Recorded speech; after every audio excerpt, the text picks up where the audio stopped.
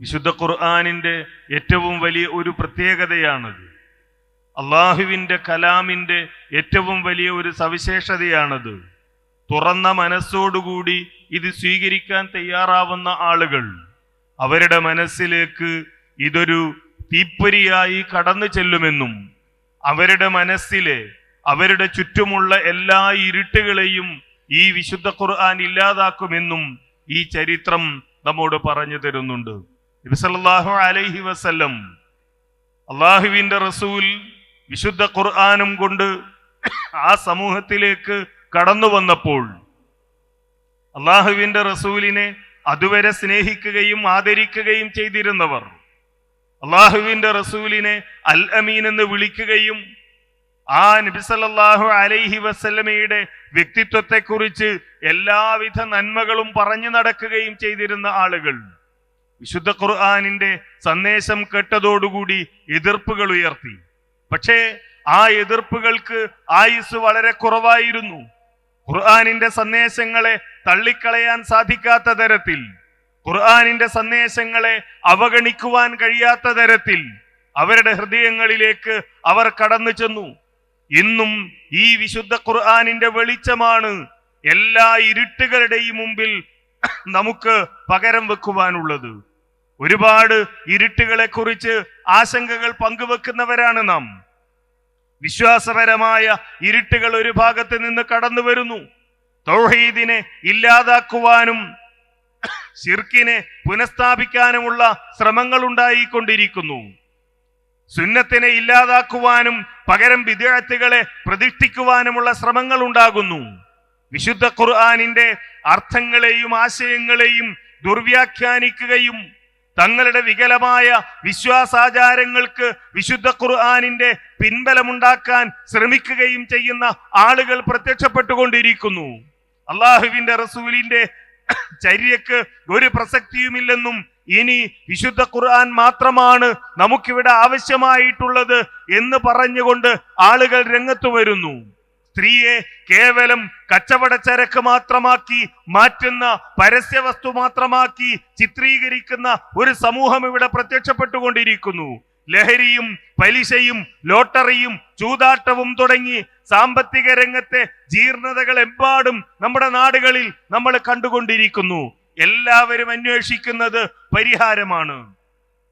എല്ലാവരും ആവശ്യപ്പെടുന്നത് എങ്ങനെയാണ് ഈ കുരുക്കുകളിൽ നിന്ന്, ഈ ചെളിക്കുഴികളിൽ നിന്ന്, ഈ ജീർണതകളിൽ നിന്ന്, ഈ വൃത്തികേടുകളിൽ നിന്ന് എങ്ങനെയാണ് ഈ സമൂഹത്തെ കൈപിടിച്ചുയർത്തുക എന്നാണ് എല്ലാവരും പരസ്പരം ചോദിച്ചുകൊണ്ടിരിക്കുന്നത്. നമുക്ക് ഈ സമൂഹത്തിന്റെ മുന്നിൽ സമർപ്പിക്കുവാനുള്ളത് വിശുദ്ധ ഖുർആനാണ്. കാരണം എന്തൊക്കെ ജീർണതകളെ കുറിച്ച് ഇന്ന് നമ്മൾ ആശങ്കപ്പെടുന്നുവോ, ഏതൊക്കെ വൃത്തികേടുകളെ കുറിച്ചോർത്ത് നമ്മൾ ഇന്ന് ദുഃഖിക്കുന്നുവോ, ഏതൊക്കെ തരത്തിലുള്ള തോന്നിവാസങ്ങളും ജീർണതകളും നമ്മുടെ സമൂഹത്തിൽ വ്യാപിക്കുന്നുവോ, ആ ജീർണതകളൊക്കെയുള്ള ഒരു സമൂഹത്തിന്റെ മുന്നിലേക്കാണ് നബി സല്ലല്ലാഹു അലൈഹി വസല്ലം വിശുദ്ധ ഖുർആനുമായി കടന്നു വന്നത്. ആ സമൂഹത്തെ കുറിച്ച് ചരിത്രം പറയുന്നത് ഇരുണ്ട കാലഘട്ടം എന്നാണ്. ജാഹിലിയ കാലമെന്ന് ചരിത്രം രേഖപ്പെടുത്തി വെച്ച, ഇരുണ്ട കാലഘട്ടമെന്ന് ചരിത്രം വിളിച്ചുകൊണ്ടിരുന്ന ഒരു സമൂഹത്തെ ലോകത്തിന് മാതൃകയായ ഒരു സമുദായമായി നബി സല്ലല്ലാഹു അലൈഹി വസല്ലമ പരിവർത്തിപ്പിച്ചെടുത്തത് അധികാരം കൊണ്ടായിരുന്നില്ല. അള്ളാഹുവിന്റെ റസൂൽ അവരെ മാറ്റിയെടുത്തത് ഭൗതികമായ ഏതെങ്കിലും തരത്തിലുള്ള ഉപകരണങ്ങളോ സജ്ജീകരണങ്ങളോ ഉപയോഗിച്ചുകൊണ്ടായിരുന്നില്ല. മറിച്ച് നബി സല്ലല്ലാഹു അലൈഹി വസല്ലം അവരെ മാറ്റിയെടുത്തത് വിശുദ്ധ ഖുർആൻ കൊണ്ടാണ്. അള്ളാഹുവിന്റെ കലാമിന് ആ സമൂഹത്തെ മാറ്റിയെടുക്കാൻ കഴിവുണ്ടെങ്കിൽ, അള്ളാഹുവിന്റെ വാക്കുകളാണ് ആ സമൂഹത്തെ, ജാഹിലിയ സമൂഹം എന്ന് വിളിച്ച ഒരു സമൂഹത്തെ, കുന്തും ഖൈറ ഉമ്മത്തിൻ ഉഖ്രിജത് ലിന്നാസ്, ജനങ്ങൾക്ക് വേണ്ടി സൃഷ്ടിക്കപ്പെട്ട ഉത്തമ സമൂഹമാണ് നിങ്ങൾ എന്ന ഒരവസ്ഥയിലേക്ക് ആ സാക്ഷ്യപത്രം നൽകിയത് ഏതെങ്കിലും ചരിത്ര പണ്ഡിതന്മാരല്ല. ആ സാക്ഷ്യപത്രം അവർക്ക് നൽകിയത് ഏതെങ്കിലും ഭരണാധികാരികളല്ല.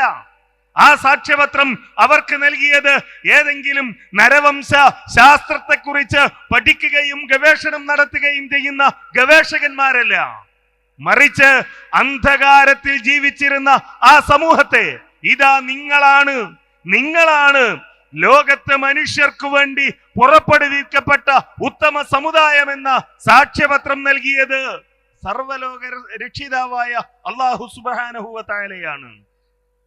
ആ റബ്ബാണ് അവരെ കുറിച്ച് പറഞ്ഞത് റളിയല്ലാഹു അൻഹും വറളു അൻ. അവർ അല്ലാഹുവിനെ കുറിച്ച് തൃപ്തിപ്പെട്ടിരിക്കുന്നു, അല്ലാഹു അവരെ കുറിച്ചും തൃപ്തിപ്പെട്ടിരിക്കുന്നു എന്ന് അല്ലാഹു സുബ്ഹാനഹു വ തആല പറഞ്ഞ ആ സമൂഹം അത് രൂപപ്പെട്ടു വന്നത് ഈ വിശുദ്ധ ഖുർആനിലൂടെയാണ് എന്ന് നമ്മൾ മനസ്സിലാക്കണം.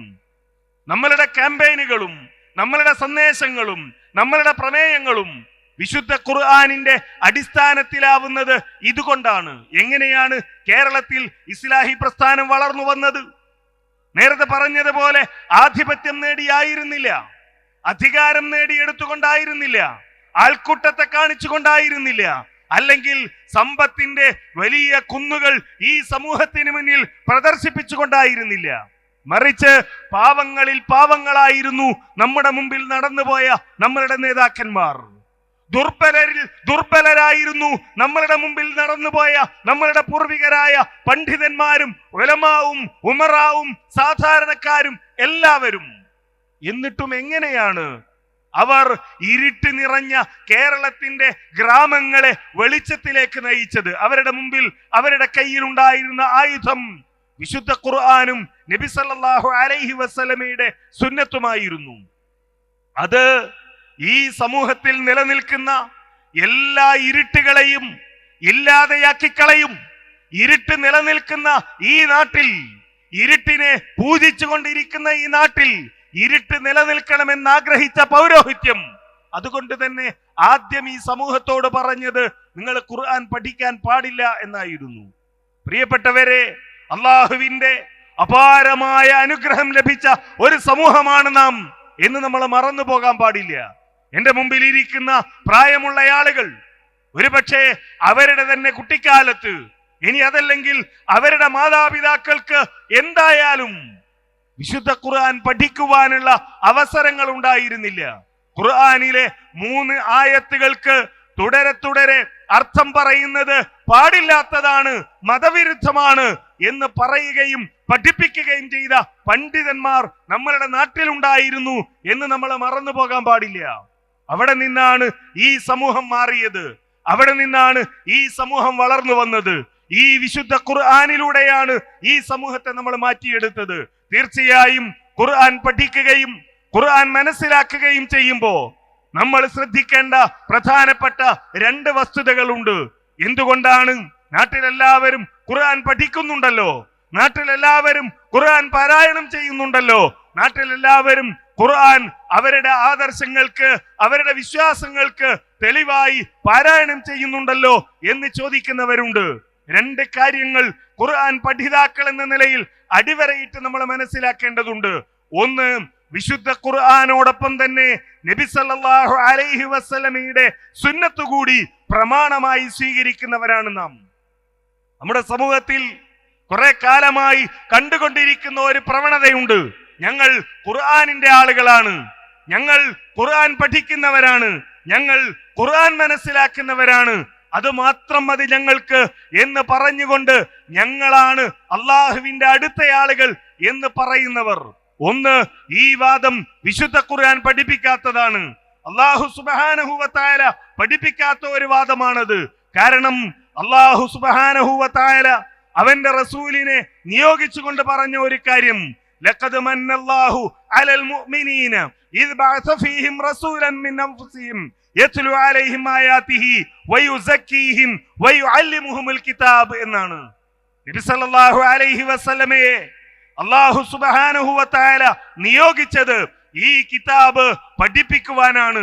അത് കേവലം ഓതിത്തരാൻ വേണ്ടി മാത്രമല്ല, മറിച്ച് അതിന്റെ വിശദീകരണം, അതിന്റെ വ്യാഖ്യാനം, എന്താണ് ഓരോ ആയത്തുകളുടെയും അർത്ഥമെന്ന് അള്ളാഹുവിന്റെ റസൂൽ ആ സമൂഹത്തിൽ ജീവിച്ച് കാണിച്ചു കൊടുത്തിട്ടുണ്ട്, പറഞ്ഞു കൊടുത്തിട്ടുണ്ട്. അതുകൂടി ഇസ്ലാമിന്റെ ഭാഗമാണ്, ഇസ്ലാമിക പ്രമാണങ്ങളുടെ ഭാഗമാണ്. ഖുർആനിസ്റ്റുകൾ എന്ന പേരിൽ ഞങ്ങൾക്ക് ഖുർആൻ മതി എന്ന് പറയുകയും ആ ഖുർആനിന്റെ അടിസ്ഥാനത്തിൽ ജീവിച്ച് കാണിച്ചു തന്ന നബി സല്ലല്ലാഹു അലൈഹി വസല്ലമയുടെ ചര്യയെ, ആ റസൂൽ സല്ലല്ലാഹു അലൈഹി വസല്ലമ ജീവിച്ചതുപോലെ ജീവിക്കുകയും നമുക്ക് മുന്നിൽ നടക്കുകയും മാതൃക കാണിക്കുകയും ചെയ്ത സലഫുസ് സ്വാലിഹുകളെ, അവരെയൊക്കെ തള്ളിമാറ്റി ഖുർആൻ വ്യാഖ്യാനിക്കുന്ന ഒരു വിഭാഗം ആളുകൾ, അതിനെ വളരെ ജാഗ്രതയോടുകൂടി നമ്മളെ കാണണം. രണ്ടാമത്തേത്, ശരിയാണ്, ഖുർആൻ വേണം, അതേപോലെ പ്രവാചകന്റെ ചര്യ വേണം. ഞങ്ങൾ ഖുർആൻ അംഗീകരിക്കുന്നവരാണ്, ഞങ്ങൾ സുന്നത്ത് അംഗീകരിക്കുന്നവരാണ് എന്ന് പറയുകയും എന്നാൽ അവരുടെ താല്പര്യങ്ങൾക്കനുസരിച്ച് വിശുദ്ധ ഖുർആൻ വ്യാഖ്യാനിക്കുകയും ചെയ്യുന്ന ആളുകളുണ്ട്. ഞങ്ങളുടെ ബുദ്ധിക്ക് എന്താണോ യോജിക്കുന്നത് അത് മാത്രമാണ് ഞങ്ങൾ അംഗീകരിക്കുന്നത്, അതിനനുസരിച്ചാണ് ഖുർആനിനെ വ്യാഖ്യാനിക്കേണ്ടത് എന്ന് പറയുന്ന ആളുകളെ നമുക്ക് സമൂഹത്തിൽ കാണാൻ കഴിയും. നോക്കുക, ഇസ്ലാമിക സമൂഹത്തിൽ മുഹമ്മദ് നബി സല്ലല്ലാഹു അലൈഹി വസല്ലമയുടെ കാലശേഷം എവിടെയൊക്കെ എപ്പോഴൊക്കെ വ്യതിയാനങ്ങൾ ഉണ്ടായിട്ടുണ്ടോ, എവിടെയൊക്കെ ആളുകൾ വഴിപിഴച്ചു പോയിട്ടുണ്ടോ, എവിടെയൊക്കെ ആളുകൾ ഈ സമൂഹത്തിൽ നിന്ന് മാറിപ്പോയിട്ടുണ്ടോ, അവിടെയൊക്കെ നമുക്ക് കാണാൻ കഴിയുന്നത് വിശുദ്ധ ഖുർആനിനെ തെറ്റായി മനസ്സിലാക്കുകയും തെറ്റായി വ്യാഖ്യാനിക്കുകയും ചെയ്തതാണ്. നോക്കൂ, ഇന്ന് കേരളത്തിൽ നടന്നുകൊണ്ടിരിക്കുന്ന ഒരു വലിയ വിവാദമുണ്ടല്ലോ. കേരളത്തിലെ മുസ്ലിങ്ങളിൽ സമസ്തക്കാരെന്ന് പറയുന്ന ഒരു വിഭാഗം ആളുകൾ, അവർക്കിടയിൽ ചർച്ച നടന്നുകൊണ്ടിരിക്കുകയാണ്. കോഴിക്കോട് ജില്ലയിലെ മടവൂരിൽ ജീവിച്ച് മരിച്ചുപോയ ഒരു മനുഷ്യൻ, അയാളാണ് ലോകത്തെ നിയന്ത്രിക്കുന്നത്, അയാളാണ് മുദബ്ബിറുൽ ആലം എന്ന് പറയാൻ പാടുണ്ടോ ഇല്ലേ എന്ന ഒരു ചർച്ച നടന്നുകൊണ്ടിരിക്കുന്നു കേരളത്തിലെ സമസ്തക്കാർക്കിടയിൽ. ആലോചിച്ചു നോക്കുക, എത്ര അപകടകരമായ, എത്രമാത്രം ദയനീയമായ, എത്രമാത്രം ജീർണമായ ഒരവസ്ഥയാണിത്. ലാ ഇലാഹ ഇല്ലല്ലാഹ് എന്ന ആദർശവുമായി കടന്നു വന്ന മുഹമ്മദ് നബി സല്ലല്ലാഹു അലൈഹി വസല്ലമയുടെയും ആ ലാ ഇലാഹ ഇല്ലല്ലാഹയെ നഖശികാന്തം എതിർക്കുകയും അള്ളാഹുവിന്റെ റസൂലിനെ മക്കയിൽ നിന്ന് ആട്ടിയോടിക്കാൻ വേണ്ടി ഗൂഢാലോചന നടത്തുകയും ചെയ്ത അബൂജഹലിന്റെ, ഉത്ബയുടെ, ശൈബയുടെ, അതേപോലെയുള്ള മുശ്രിക്കുകളുടെയും ഇടയിൽ ഇങ്ങനെ ഒരു തർക്കമുണ്ടായിരുന്നില്ല. ആരാണ് മുദബ്ബിറുൽ ആലം എന്ന ചോദ്യത്തിന് മുഹമ്മദ് നബി സല്ലല്ലാഹു അലൈഹി വസല്ലം എന്തൊരു മറുപടിയാണോ പറയുന്നത്, അതേ മറുപടി തന്നെയായിരുന്നു അബൂജഹലിനും പറയാനുണ്ടായിരുന്നത്. പക്ഷെ ഇവിടെ ഇതാ ഒരു വിഭാഗം ആളുകൾ വന്നുകൊണ്ട് മുദബ്ബിറുൽ ആലമാണ് CM മടവൂരെന്ന് പറയുന്നു.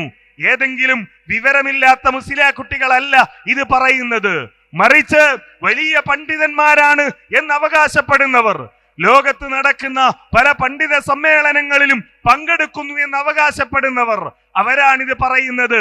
ഓതുന്നത് വിശുദ്ധ ഖുർആനിലെ ആയത്താണ്, ഫൽ മുദബ്ബിറാത്തി അംറ. നോക്കുക, നമ്മൾ ഈ കോഴിക്കോട് ജില്ലയിൽ, കേരളത്തിലെ കോഴിക്കോട് ജില്ലയിൽ ജീവിച്ച് മരിച്ചുപോയ ഒരു മനുഷ്യൻ ഈ ലോകത്തെ ഇപ്പോഴും നിയന്ത്രിച്ചു കൊണ്ടിരിക്കുന്നുവെന്ന്, സൂര്യചന്ദ്രന്മാരെ നിയന്ത്രിച്ചു കൊണ്ടിരിക്കുന്നുവെന്ന്, മരങ്ങളിലെ ഇലകൾ കൊഴിയുന്നത് പോലും അദ്ദേഹത്തിന്റെ അറിവോട് കൂടിയാണ് എന്ന്, ആകാശത്ത് സഞ്ചരിച്ചു കൊണ്ടിരിക്കുന്ന ഫ്ലൈറ്റുകൾ കൂട്ടിമുട്ടാതിരിക്കുന്നത് അയാൾ കണ്ണു തുറന്ന് നോക്കിയിരിക്കുന്നത് കൊണ്ടാണെന്ന് വാദിക്കാൻ വേണ്ടി ഈ ആളുകൾ തെളിവുദ്ധരിക്കുന്നത് വിശുദ്ധ ഖുർആനിൽ നിന്നാണ്. അവിടെ നിന്നിങ്ങ് താഴോട്ട് വന്നാൽ നാട്ടിന്റെ നാനാഭാഗങ്ങളിൽ കെട്ടിയുയർത്തപ്പെട്ട ജാറങ്ങൾ, മഖ്ബറകൾ, പലതിനും ഉള്ളിലുള്ളത് മനുഷ്യന്മാരാണോ എന്ന് പോലും അറിയാത്ത മഖ്ബറകൾ, ആ മഖ്ബറകളിലേക്ക് ഈ സമൂഹത്തെ കെട്ടിയെഴുന്നള്ളിക്കാൻ, ആഗ്രഹ പൂർത്തീകരണത്തിനു വേണ്ടി നിങ്ങൾ അവിടെ പോയി പ്രാർത്ഥന നടത്തിക്കൊള്ളൂ എന്ന് പറയാൻ, നിങ്ങളുടെ ജീവിതത്തിലെ പ്രശ്നങ്ങളും പ്രയാസങ്ങളും പരിഹരിക്കാൻ ആ ജാറങ്ങളിൽ മരിച്ചു കിടക്കുന്നവർക്ക് കഴിയുമെന്ന് പറയാൻ ഈ പൗരോഹിത്യം തെളിവായി ഉദ്ധരിക്കുന്നത് വിശുദ്ധ ഖുർആനിലെ ആയത്തുകളാണ്. ഇവിടെയാണ് എങ്ങനെയാണ് ഖുർആൻ മനസ്സിലാക്കേണ്ടത് എന്ന ചോദ്യത്തിന്റെ പ്രസക്തി. നമ്മൾ കേട്ടതാണല്ലോ, രാത്രിയുടെ ഇരുളിൽ തപ്പിത്തടഞ്ഞു നടക്കുന്ന മനുഷ്യൻ പ്രയാസപ്പെടുമ്പോ, പ്രതിസന്ധിയിൽ അകപ്പെടുമ്പോ അവനൊരു വെളിച്ചം വേണമെന്ന് തോന്നുകയും ആ വെളിച്ചത്തിനായി അവിടെ ഒരു ജിന്നുണ്ടെന്ന് വിശ്വസിച്ച് ആ ജിന്നിനോട് വെളിച്ചം തരണേ എന്നാവശ്യപ്പെടുകയും ചെയ്താൽ, പുഴയിൽ വീണ് ഒഴുകിപ്പോകുന്ന മനുഷ്യൻ രക്ഷപ്പെടാൻ വേണ്ടി മനുഷ്യരെ ആരെയും കാണാത്ത സമയത്ത് അവിടെ ഒരു ജിന്നുണ്ട് എന്ന് കരുതി, ജിന്നെ എന്നെ ഈ ഒഴുക്കിൽ നിന്ന് ഒന്ന് രക്ഷപ്പെടുത്തണേ എന്ന് പറഞ്ഞാൽ അത് ശിർക്കാവുകയില്ല എന്ന് വാദിക്കാൻ വേണ്ടി ഈ നാട്ടിൽ മുജാഹിദുകൾ എന്ന്, സലഫികൾ എന്ന് അറിയപ്പെടുന്ന ആളുകൾ വിശുദ്ധ ഖുർആനിലെ ആയത്താണ് ദുർവ്യാഖ്യാനം ചെയ്തത്. വിശുദ്ധ ഖുർആൻ മാത്രമാണ് തെളിവ് എന്ന് പറയുന്ന ആളുകളും വിശുദ്ധ ഖുർആനാണ് ദുർവ്യാഖ്യാനം ചെയ്തുകൊണ്ടിരിക്കുന്നത്. ഈ നാട്ടിൽ നടക്കുന്ന കൊണ്ടോട്ടി നേർച്ചക്കാർക്ക് തെളിവതാണ്, ഉള്ളാളം നേർച്ചക്കാർക്ക് തെളിവതാണ്.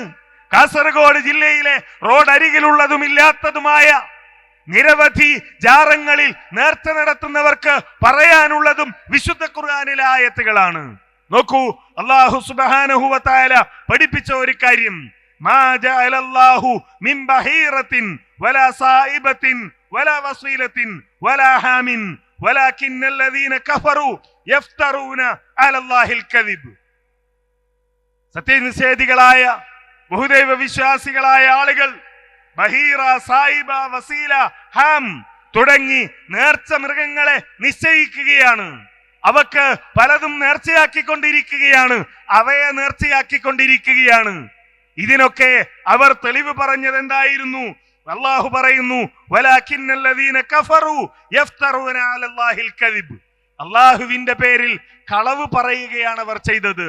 അതെ, ഉള്ളാളും അജ്മീറും നാഗൂരും മടവൂരും ഭീമാപ്പള്ളിയും പുത്തൻപള്ളിയും എന്നിങ്ങനെ തുടങ്ങി കേരളത്തിനകത്ത്, കേരളത്തിന് പുറത്ത്, ഇന്ത്യക്കകത്ത്, ഇന്ത്യക്ക് പുറത്ത് എവിടെയൊക്കെ ജാറങ്ങളുണ്ടോ, എവിടെയൊക്കെ മക്ബറകളുണ്ടോ, അവിടെ നടക്കുന്ന എന്തൊക്കെ ആചാരങ്ങളും അനുഷ്ഠാനങ്ങളും ഉണ്ടോ, അതിലേക്കൊക്കെ ഈ സമൂഹത്തെ ക്ഷണിക്കുന്ന ആളുകൾ പറഞ്ഞുകൊണ്ടിരിക്കുന്നത് അള്ളാഹുവിന്റെ പേരിലുള്ള കളവാണ്.